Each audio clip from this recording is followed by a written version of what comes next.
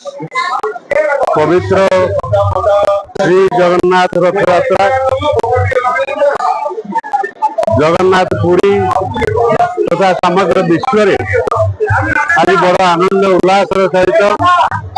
श्री जगन्नाथ घोष यात्रा पालित होती। आमर धनुपाली गोविंदतोला ये अंचल भी अति उत्साह सहित आमर कार्यकर्ता मान आमर एटिकार आदिवासी मान श्री जगन्नाथ घोष यात्रा पालन कर अवसर भगवान श्री जगन्नाथ अपार करुणार आम कार्यकर्ता मान मते आज गजपति रूपे वर्ण कर मत प्रभु जगन्नाथ सेवा कर आज सुजोग मिली अपूर्व सुजोग मत मु प्रभु पाखे चिर कृतज्ञ रही एटिकार कार्यकर्ता मान पाखे चिर कृतज्ञ रही एवं प्रभु जगन्नाथ यदि मो द्वारा आउ कि आग को कर इच्छा जगन्नाथ थाए ताल निश्चय हम यही आशा यही आकांक्षा यही प्रकार विचार रखी मु आज समग्र विश्वर एवं सम्बलपुर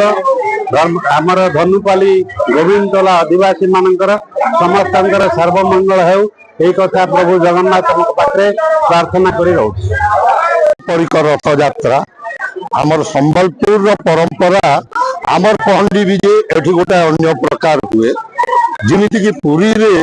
सकाल समय रे पहंडी विजे करी आमर एठी संध्या रे प्राय समस्त मंदिर मान करे एवं ये परंपरा कहू काल कहू जुग अतीत रु चली आसुची आमर भी पूर्व वंशधर माने आम बापा मो अजा एमती सब कर सेमती सही परंपरा को बजाय रखी सही संस्कृति सही ऐतिह्य को बजाय रखी आमर ये पहंडी विजे हुए रथ यात्रा हुए एमती प्रति वर्ष चली था। आज्ञा जय जगन्नाथ। आज्ञा आमर आगत जाऊला सब कचेरी छक एवं बिना खंडी पर्यंत किंतु गत 2-3 वर्ष है ओभरब्रिज केतेक असुविधा वशत आ रथ गुड़िक आग को जाई पारुनी नारी सब सदंतु सबू रथ गुड़ाक फेरी आसु पुणी से मंदिर रे निज ठाकुर विजे कर।